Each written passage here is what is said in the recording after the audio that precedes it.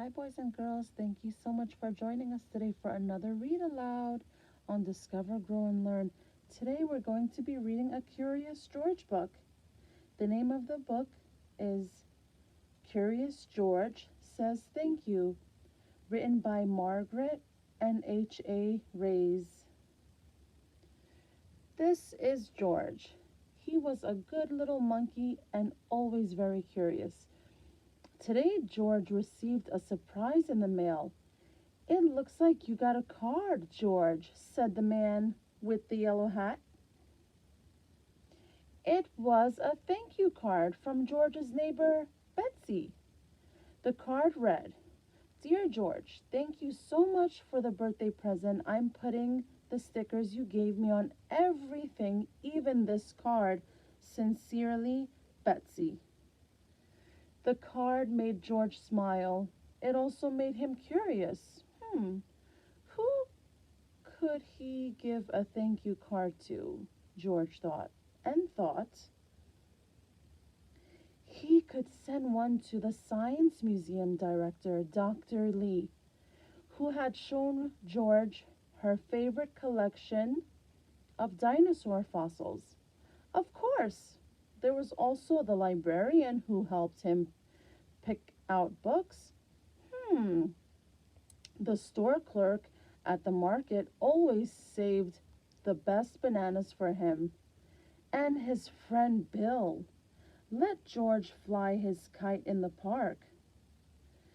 George had so many people to thank. He had to go started right away. First, he gathered paper, envelopes, crayons, and stickers. Then he got to work.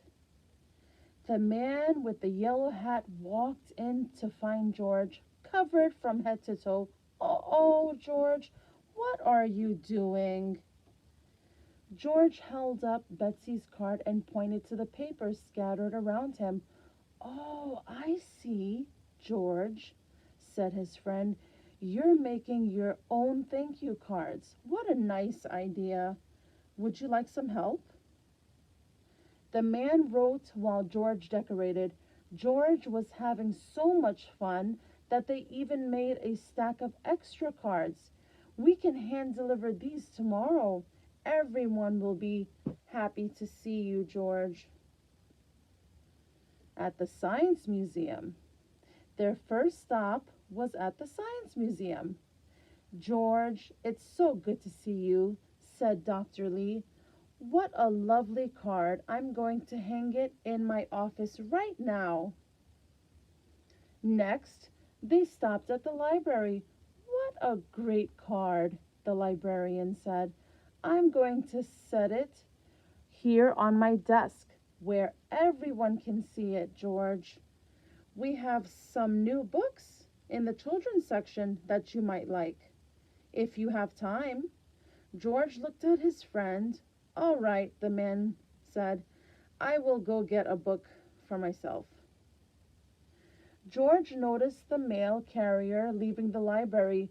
She was the one who had brought George his thank you card, and in the first place, he wanted to give her one of his cards too. George hurried out the door. Could he catch her in time? George jumped up and down on the steps waving a card, but a group of children was just getting off a bus. They were coming to the library for story hour. George couldn't see which way the mail carrier had gone. But oh, there was a street light nearby. George was curious. Maybe if he climbed it, he could see where the mail carrier was going. George started to climb the street light as fast as only a monkey can, but when he was halfway up the pole, his bag slipped off. In an instant, all of George's thank you cards went whirling through the air. Oh no!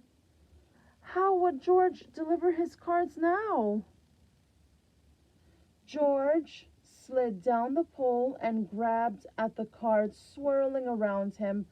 A boy looked up. "Hey, It's snowing mail. A girl said, "Don't worry, little monkey. We'll help you pick up your cards." The children gathered up the cards.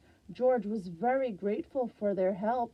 He was so grateful that he had brought extra cards. He decided to give them all to all of the children. "These cards are so nice," said the teacher. The man with the yellow hat came hurrying down the steps. "George, I didn't see you leave. It looks like you've had quite an adventure out here." The man thanked the teacher and his students for helping George. "Let's finish delivering those thank you cards," said the man. George and his friends stopped by the market and the park and headed home. George felt a little sad that he hadn't caught up with the mail carrier. But wait, who was that at George's house? George proudly gave her a thank you card. "Wow, George," said the mail carrier, "I'm usually the one delivering the cards. This sure is a treat."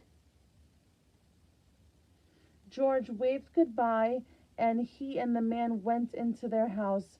But George had one more very special thank you card to deliver. He had saved the best for last.